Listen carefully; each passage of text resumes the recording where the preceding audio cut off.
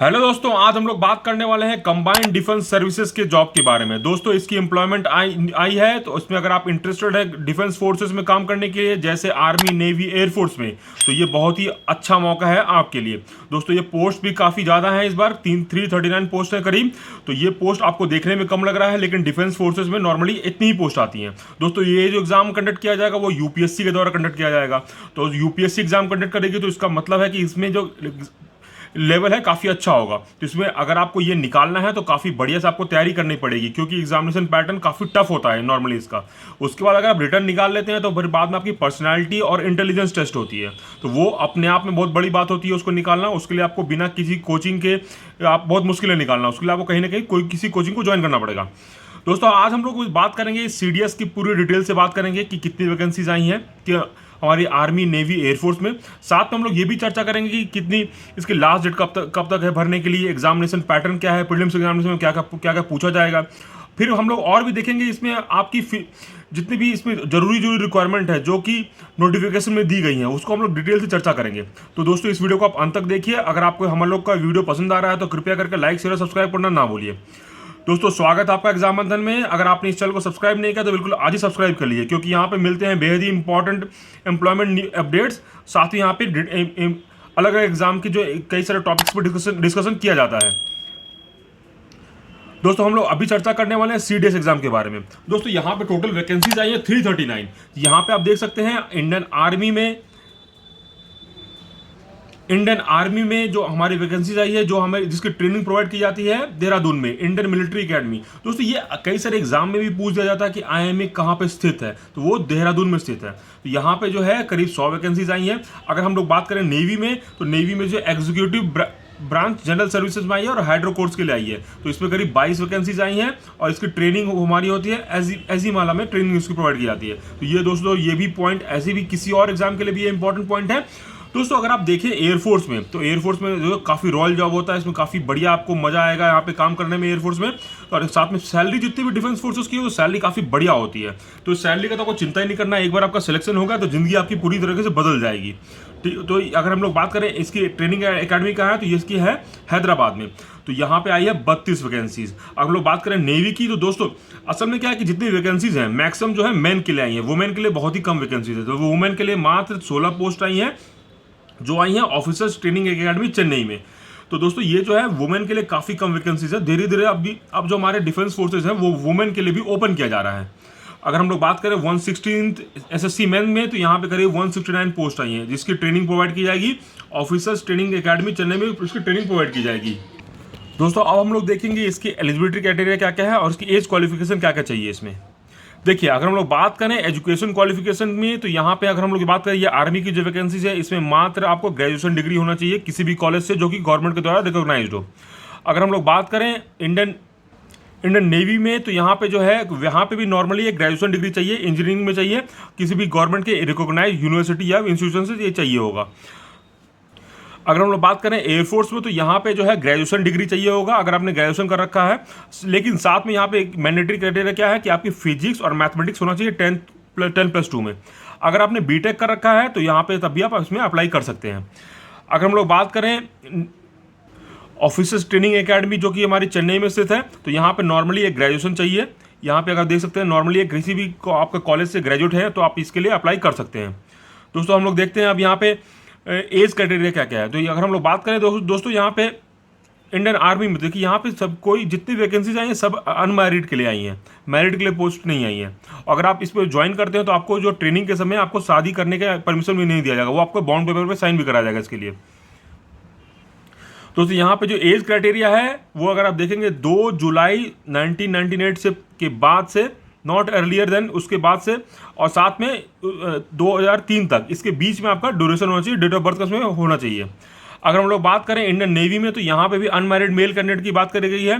आपका date of birth जो है 2 जुलाई 1998 से लेकर के 1 जुलाई 2003 के बीच में होना चाहिए।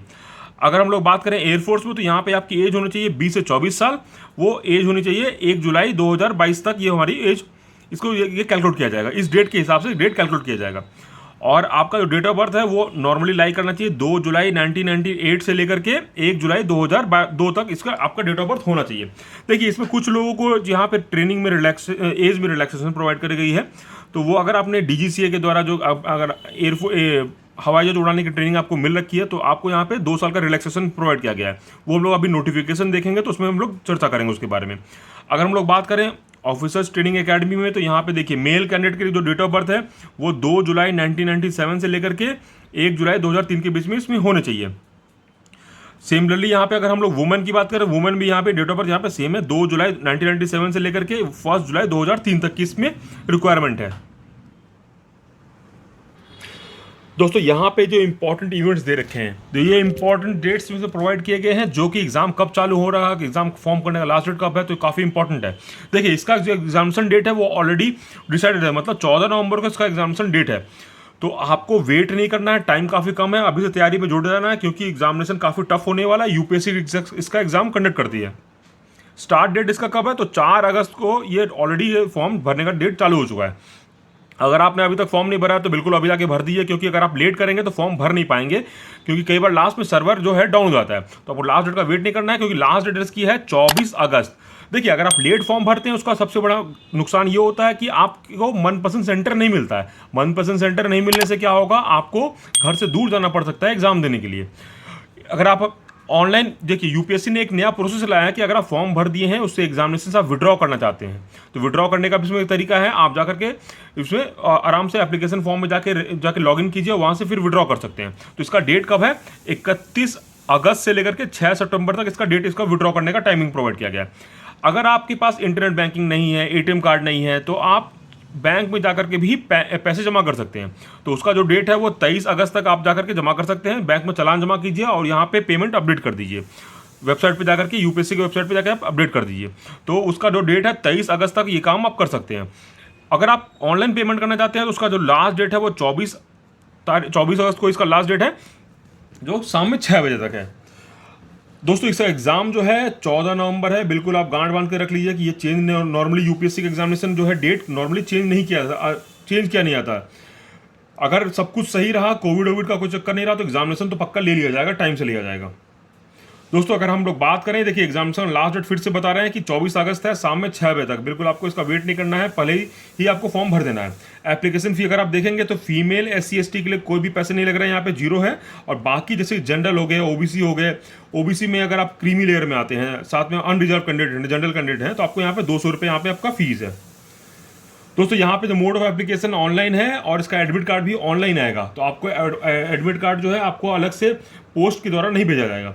यहाँ सिलेक्शन प्रोसेस अगर आप देखेंगे तो यहाँ पे सिलेक्शन प्रोसेस में आपका प्रीलिमिनरी एग्जामिनेशन होगा, जिसका सिलेबस के बारे में हम लोग चर्चा करेंगे और दिखाएंगे क्या क्या क्वेश्चन पूछे जाते हैं, सिलेबस में क्या क्या क्वेश्चन पूछे जाते हैं। और साथ में हम लोग चर्चा करेंगे मोड ऑफ एग्जामिनेशन का, मतलब एग्जामिनेशन में क्या क्या पूछा जाता है, एग्जामिनेशन पैटर्न क्या क्या है। देखिए यहाँ पे अगर आप प्रीलिम्स पास करते हैं तभी आपका इंटेलिजेंस एंड पर्सनालिटी टेस्ट होगा, सर्विस सिलेक्शन बोर्ड में आपका कंडक्ट किया जाएगा। तो इंटेलिजेंस और पर्सनालिटी टेस्ट में दोस्तों कई सारे पैरामीटर पे ये चेक किया जाता है, तो ये काफ़ी टफ होता है। तो इसके बारे में हम लोग अभी नोटिफिकेशन देखेंगे तो उसके बारे में चर्चा करेंगे। दोस्तों यहाँ इसकी ऑफिशियल वेबसाइट अगर आप देखेंगे upsconline.nic.in है, यहाँ पे जाके आप फॉर्म भर सकते हैं। दोस्तों अब चलते हैं हम लोग नोटिफिकेशन में और देखते हैं जो बारीक जानकारियाँ जो किसी भी यूट्यूब चैनल में वो डिटेल से कवर नहीं किया जाता है। दोस्तों ये है ऑफिशियल नोटिफिकेशन जो जारी किया गया है CDS एग्जामिनेशन के लिए। यहाँ पे देखिए आपको कैसे कैसे अप्लाई करना है। अप्लाई करने के लिए आपको जाना है upsconline.nic.in पे आपको जाना है। यहाँ पे अगर हम लोग बात करें लास्ट डेट की, तो आप देख सकते हैं 24 अगस्त इसकी लास्ट डेट है। और अगर आपको विड्रॉ करना चाहते हैं एप्लीकेशन तो उसकी डेट है 31 अगस्त से लेकर के 6 सितंबर तक। इसके बारे में हमने पहले भी चर्चा करी थी। देखिए यहाँ पे साफ बताया गया है कि कोई भी आपको एडमिट कार्ड पोस्ट के द्वारा नहीं भेजा जाएगा। और यहाँ पे प्रीलिमिनरी एग्जामिनेशन होगा, प्रीलिम्स के एग्जाम में नेगेटिव मार्क्स होगी, तो उसके बारे में आपको ध्यान रखना है। दोस्तों यहाँ पे सबसे इंपॉर्टेंट बात, एग्जामिनेशन के अंदर आपको ब्लैक बॉल पेन का इस्तेमाल करना है, इसके अलावा कोई भी और कलर का आप इस्तेमाल नहीं कर सकते हैं। दोस्तों ये छोटी छोटी जानकारी काफ़ी इंपॉर्टेंट होती है एग्जाम के लिए। देखिए यहाँ पे एग्जामिनेशन का डेट पहले ही बता दिया गया है, 14 नवंबर 2021 को एग्जाम कंडक्ट किया जाएगा। यहाँ पे क्या क्या पोस्ट है उसके बारे में भी चर्चा करी है, जिसके बारे में हमने पहले डिटेल से चर्चा कर लिया है। दोस्तों यहाँ पे जो है, यहाँ पे ये बताया गया है कि अगर आप मेल कैंडिडेट हैं तो आपको जो अपना जो क्राइटेरिया है, आप जो सिलेक्शन करेंगे, अपना चॉइस भरेंगे, वो आप जा करके सही से चॉइस भरना है, क्योंकि वो बाद में आपका जो चॉइस है वो चेंज नहीं किया सकता। उसी के अकॉर्डिंग आपको प्रेफरेंस प्रोवाइड की जाएगी और आपको जॉब मिल सकता है। इसलिए आप बिल्कुल ध्यान से भरिएगा। अगर आप चाहते हैं आर्मी में पहले भरना तो पहले आर्मी भरिए, फिर एयरफोर्स, फिर बाद में नेवी। तो आपको सही से देख करके चॉइस भर के भरना है। तो इसलिए आपको ये वाली पार्ट को पूरे डिटेल से आपको एक बार पढ़ना पड़ेगा और साथ में देखना पड़ेगा कि कुछ गलती ना कर दे, क्योंकि अगर आप गलती कर दिए तो फिर दोबारा चेंज करने का मौका नहीं मिलेगा। और दोस्तों वुमेन कैंडिडेट के लिए बताया गया कि वो मात्र एक ही पोस्ट के लिए एलिजिबल है, तो उनको बस एक ही चॉइस यहाँ पे फिल करना है और दूसरा कोई चॉइस उनको भरना ही नहीं है। जो लोग जो भी मेल कैंडिडेट एयरफोर्स ज्वाइन करना चाहते हैं तो उनको AFA का जो चॉइस है सबसे पहले भरना है। ये इसमें साफ साफ बताया गया है। ये बताया गया कि बाद में कोई भी रिक्वेस्ट को कोई भी आपकी रिक्वेस्ट को दोबारा चेंज नहीं कर सकते हैं। और इसमें एक साफ साफ मेंशन है दोस्तों, ये कि अगर आपने कोई चॉइस भरा है वो चॉइस आपको मिल जाती है, अगर आप उसमें उसको आप डिक्लाइन करते हैं तो आपको जॉब नहीं मिलेगी, आपको सेकंड चॉइस नहीं मिलेगी। इसलिए इस बात का आपको ध्यान रखना है कि चॉइसेस सही से भरनी है। अगर आपको जो चॉइस में जो भरा है पहला ऑप्शन नहीं मिलता है, सेकंड मिलता है, तो आपको वो ज्वाइन करना पड़ेगा। अगर आप ज्वाइन नहीं करते हैं तो आपको ये जॉब नहीं प्रोवाइड की जाएगी। इसी के बारे में यहाँ पे पूरी तरीके से बताया गया है। दोस्तों और भी कुछ चीज़ें इंपॉर्टेंट है जिसके बारे में देखेंगे। यहाँ पे सेंटर देखिए सेंटर कहाँ पे है, तो सेंटर आप देख सकते हैं आपके स्टेट में जो पास में वहीं पे आप सेंटर इसको आपको भरना है। यहाँ पे कंडीशन देखेंगे, आप एज लिमिट साफ साफ एज लिमिट मेंशन है, जिसके बारे में हमने पहले भी चर्चा करी थी। तो यहाँ पे मैन और वुमेन के लिए अलग अलग एज क्राइटेरिया है, अलग अलग जॉब्स के लिए अलग अलग एज क्राइटेरिया है, उसके बारे में यहाँ पे चर्चा करी गई है। हमने ऑलरेडी बात कर ली है एजुकेशन क्वालिफिकेशन के बारे में, क्या क्या इसमें एजुकेशन क्वालिफिकेशन चाहिए। और दोस्तों यहाँ पे एक चीज़ साफ बताया गया, अगर आप फाइनल ईयर के स्टूडेंट हैं या फिर आपके लास्ट सेमेस्टर चल रहा है तो आपको कोई भी बैकलॉग नहीं होना चाहिए फाइनल सेमेस्टर में। अगर आप बैकलॉग होता है तो आप इसके लिए अप्लाई बिल्कुल मत कीजिए, क्योंकि अगर आप जब भी एग्ज़ाम देने जाएंगे उसके बाद जब आप SSB के लिए जाएंगे तो वहाँ पर आपको बाकायदा आपकी डिग्री मांगी जाएगी, तो आपसे वहीं पर रिजेक्ट कर दिया जाएगा। अगर आपके पास बैकलॉग है तो बिल्कुल इस फॉर्म को मत भरिएगा। दोस्तों यहाँ पे कई सारे फिजिकल स्टैंडर्ड्स हैं, उसको आपको बिल्कुल पूरा करना है। अगर आपको फिजिकली फिट नहीं है, अगर आपकी हाइट वेट के क्राइटेरिया फुलफिल नहीं करते तो आप ये फॉर्म को बिल्कुल मत भरिएगा। आपके पैसे बर्बाद हो जाएंगे और टाइम भी बर्बाद हो जाएगा। तो आप उसके बारे में डिटेल से लास्ट में दे रखा है, उसके बारे में जाकर देख सकते हैं। दोस्तों यहाँ पे आप कैसे अप्लाई करना है उसके बारे में भी चर्चा करी गई है, नोटिफिकेशन में बताया गया है। और साथ में अगर हम लोग देखें लास्ट डेट इसकी कब तक है, 24 अगस्त 2021 तक इसकी लास्ट डेट है। सबसे इंपॉर्टेंट बात यहाँ पे सिलेबस की है। सिलेबस के बारे में हम लोग देखेंगे क्या क्या सिलेबस है इसमें। दोस्तों इसमें साफ साफ बताया गया है कि जो भी कैंडिडेट सक्सेसफुल होंगे उनको बुलाया जाएगा इंटेलिजेंस एंड पर्सनालिटी टेस्ट के लिए बुलाया जाएगा, सर्विस सिलेक्शन बोर्ड के द्वारा, SSB के द्वारा यहाँ पे बुलाया जाएगा। जो भी कैंडिडेट ने रिटर्न एग्जामिनेशन पास किया है और उनका आर्मी फर्स्ट चॉइस है तो उनको क्या करना है, ज्वाइन indianarmy.nic.in पे जाकर भी रजिस्टर करना है। इस बारे में भी काफ़ी इंपॉर्टेंट पॉइंट है। अगर आपकी navy Indian army first choice है, अगर आप रिटर्न एग्जामिनेशन पास करते हैं तो आपको ज्वाइन indianarmy.nic.in पे जाकर के अपना रजिस्ट्रेशन करना है, तभी आपको SSB के लिए बुलाया जाएगा। इस बात में आप बिल्कुल भूलिएगा नहीं। हाँ दोस्तों, जो भी एयरफोर्स पहली बार अगर भर रहे हैं, अगर आपको एयरफोर्स में क्वालिफाई करते हैं तो आपका एक ही बार एग्ज़ाम होता है। ये कंप्यूटर बेस्ड जो कंप्यूटर में जो एग्ज़ाम होता है पायलट का, वो होता है कंप्यूटर पायलट सिलेक्शन सिस्टम, और साथ में पायलट एप्टीट्यूड बैटरी टेस्ट। दोस्तों ये एक ही बार कोई भी अपनी ज़िंदगी में टेस्ट दे सकता है। ये जब भी अगर आप देते हैं तो दोबारा नहीं दे सकते हैं। जितना भी आपका ये मार्क्स आएगा, जो भी आप पास करते हैं फेल करते हैं, उसी के अकॉर्डिंग आपको बाद में एयरफोर्स में सिलेक्शन मिलेगा। दोस्तों ये जो टेस्ट होता है काफ़ी इंपॉर्टेंट होता है, क्योंकि ये दोबारा आप नहीं दे सकते हैं। ये एक ही बार आप ज़िंदगी भर में दे सकते हैं। और अगर आप दूसरी बार जाकर के CDS एग्ज़ाम देते हैं तो आपका सेम स्कोर जो लास्ट में था वही आपका पैरामीटर होगा। देखिए अगर आपने पहले ट्रेनिंग से आपको हटा दिया गया था, भगा दिया गया था, या फिर आप भाग गए थे, तो आपको दोबारा यहाँ पे अप्लाई नहीं करना है तब, क्योंकि तब अगर आप अप्लाई करेंगे तो आपको रिजेक्ट कर दिया जाएगा। यहाँ पे हम लोग और बात करेंगे, जो इंपॉर्टेंट चीज़ें हैं उसके बारे में हम लोग चर्चा कर रहे हैं। दोस्तों यहाँ पे स्कीम ऑफ एग्जामिनेशन सबसे ज़रूरी ये है, यहाँ पे क्या क्या पूछा जाएगा। देखिए यहाँ पे जो है, अगर आप लोग ऑफिसर्स ट्रेनिंग एकेडमी की बात करें तो यहाँ पे इंग्लिश और जनरल नॉलेज पूछा जाएगा। अगर बाकी हम लोग बात करें military academy, naval academy, air force academy, तो यहाँ पे इंग्लिश भी पूछा जाएगा, जनरल नॉलेज भी पूछा जाएगा, एलिमेंट्री मैथमेटिक्स भी पूछा जाएगा। ये देखिए यहाँ 300 मार्क्स का है, यहाँ पे 200 मार्क्स का है। जितने मार्क्स का रिटर्न एग्जामिनेशन होगा और इंटरव्यू भी यहाँ पे देखिए सेम मार्क्स का होगा। इस बारे में भी साफ साफ बताया गया है। इंटरव्यू और साथ में रिटर्न का भी दोनों का मार्क्स इक्वल वेटेज दिया जाएगा। तो तो आपको ध्यान में रखना। और ये एग्जाम होगा ऑब्जेक्टिव टाइप एग्जामिनेशन होगा, ऑब्जेक्टिव में एग्जाम लिया जाएगा। द कमीशन के पास भी साथ में डिस्क्रिप्शन है कि कोई भी इसके पैटर्न को चेंज कर सकती है, इसके बारे में उसमें बताया गया है। साथ में बोला है कि क्वालिफाइंग मार्क्स को भी कमीशन चेंज कर सकती है। देखिए स्टैंडर्ड में क्या क्या, अब देखिए यहाँ पे क्या क्या पूछा जाएगा इंग्लिश में, तो नॉर्मली बेसिक इंग्लिश पूछा जाएगा और टफ नहीं पूछा जाएगा, तो आपको उसके बारे में ध्यान रखना है। और अगर प्रीवियस पेपर जाकर के आप यहाँ पे देख सकते हैं। जनरल नॉलेज की बात करें तो यहाँ पे जो है, जो फोकस जो है, हिस्ट्री भी से पूछा जाएगा, ज्योग्राफी भी पूछा जाएगा, और साथ में आपको जनरल नॉलेज टेस्ट किया जाएगा। ज़्यादा घुस के आपको इसमें पीएचडी हासिल नहीं करना है, बेसिक नॉलेज पूछा जाएगा। आपको आराम से नेट पे जाकर के सीडीएस का आप प्रीवियस पेपर देख सकते हैं। अगर मैथ्स की बात करें, देखिए यहाँ पे बेसिक मैथ्स पूछा जाएगा, यहाँ पे अर्थमेटिक है, अलजेब्रा है, ये बेसिक जो हमारा था उसी वही पूछा जाएगा। ट्रिग्नोमेट्री है, ज्योमेट्री है, मेंसुरेशन है, स्टैट्स है, इसके बारे में चर्चा करी जाएगी। अगर आप रिटन एग्जामिनेशन पास करते हैं तो आपका इंटेलिजेंस एंड पर्सनालिटी टेस्ट होगा, जो कि 2 स्टेजों में कंडक्ट किया जाएगा। फर्स्ट स्टेज जो होगा उसमें आपका जो होगा ऑफिसर्स इंटेलिजेंट रेटिंग होगी, इसमें आपका इंटेलिजेंस को रेट किया जाएगा, और साथ में पिक्चर परसेप्शन डिस्क्रिप्शन टेस्ट होगा। ये दोनों पे बेस्ड ही आपका जो है स्टेज 1 आप क्वालिफाई करेंगे। फिर आपका स्टेज 2 होगा, उसमें आपका इंटरव्यू लिया जाएगा, ग्रुप टेस्टिंग होगा, उसके बाद साइकोलॉजी टेस्ट होगा, फिर बाद में कॉन्फ्रेंस होगा। इसके बाद ही सब कुछ को पास करेंगे तभी जाकर के आपको सिलेक्शन किया जाएगा। दोस्तों इसमें पास करना ही इंपॉर्टेंट नहीं है, क्योंकि इसके बाद आपको मेडिकल टेस्ट भी होगा। मेडिकल टेस्ट में आप पूरी तरह मेडिकली फिट होंगे तभी आपको एग्जामिनेशन के लिए क्वालिफाई किया जाएगा।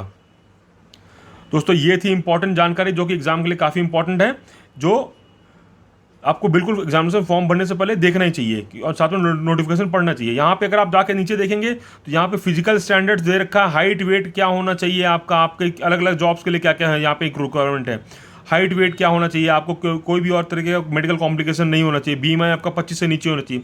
इसी तरीके से ढेर सारी चर्चाएं हैं मेडिकल के बारे में। अगर हम लोग जो चर्चा करने बैठे तो वीडियो काफ़ी लंबा हो जाएगा, तो इसलिए अगर आप को ये फॉर्म भरना है तो एक बार जाकर के आप इसका फिजिकल जो स्टैंडर्ड्स है उसको आप बिल्कुल देख लीजिए कि आप उसको क्वालिफाई करते हैं या नहीं करते हैं। अब हम लोग चलेंगे एक बार वेबसाइट पे, जहाँ पे देखेंगे कि इसका फॉर्म जो है कौन सी वेबसाइट पे भरना है। ये देखिए दोस्तों, ये जो ऑफिशियल जो है वेबसाइट है upsconline.nic.in है। यहीं पे आपको जाना है फॉर्म भरने के लिए, और यहाँ पे क्लिक करना है online application for various examination of UPSC. यहाँ पे क्लिक करेंगे तो आपका ये CDS 2 का यहाँ पे फॉर्म आ जाएगा। यहीं पे आपको जाना है और आपको फॉर्म फिल करना है। यहाँ पे आपको पार्ट 1 पहले भरना है। पार्ट 1 पे आप क्लिक करेंगे तो यहाँ पे आपको देखिए, यहाँ पे जाकर के सेलेक्ट करना है, यस करना है, लास्ट में यस कीजिएगा तो यहाँ पे आप जाकर के फॉर्म भर सकते हैं। जैसे ही दोस्तों आप पार्ट 1 फॉर्म भर देंगे तभी आप फिर पार्ट 2 फॉर्म भर सकते हैं। यहाँ पे देखिए आपको नाम, अपना पता, नाम भरना है, एज, आपकी मदर्स नेम, फिर फादर्स नेम, जेंडर हो गया, मैरिड अनमैरिड, मैरिटल स्टेटस हो गया, आपकी कम्युनिटी क्या है, ओबीसी है, जनरल है, आपका एड्रेस क्या है, इसके बारे में सब कुछ आपको भरना है। ये जब पूरी तरीके से भर लेंगे तभी आपका ये पार्ट 1 पूरी तरीके से फुल हो जाएगा। पार्ट 1 फिल करने के बाद आपको पार्ट 2 भरना है, जिसमें कि आपको एग्जामिनेशन सेंटर और साथ में कुछ और चीज़ें भरना होगा। तो दोस्तों ये फॉर्म पूरी तरीके से काफ़ी आसान होता है यूपीएससी का फॉर्म भरना। देखिए पार्ट 1 में क्या क्या है, आपको ये फर्स्ट पेज भरेंगे, फिर आपको पेमेंट करना है, फिर आपको फोटो साइनर अपलोड करना है। फोटो साइन अपलोड के बाद करने के बाद आपको सेंटर सिलेक्शन और डिक्लेरेशन पे आपको यस करना है, तभी आप जाके पार्ट 2 पे जाएंगे, या आप फॉर्म पार्ट 1 भर देंगे तभी पार्ट 2 पे जाएंगे। दोस्तों आशा करते हैं ये जानकारी काफ़ी इंपॉर्टेंट थी और आपके लिए काफ़ी महत्वपूर्ण थी। आशा करते हैं ये वीडियो बिल्कुल पसंद आया होगा। अगर पसंद आया है तो कृपया करके लाइक शेयर सब्सक्राइब करना ना भूलें। मिलते हैं नेक्स्ट वीडियो में बेहद ही अलग जानकारी के साथ में अलग एम्प्लॉयमेंट के साथ। तो आज के लिए बस इतना ही, धन्यवाद।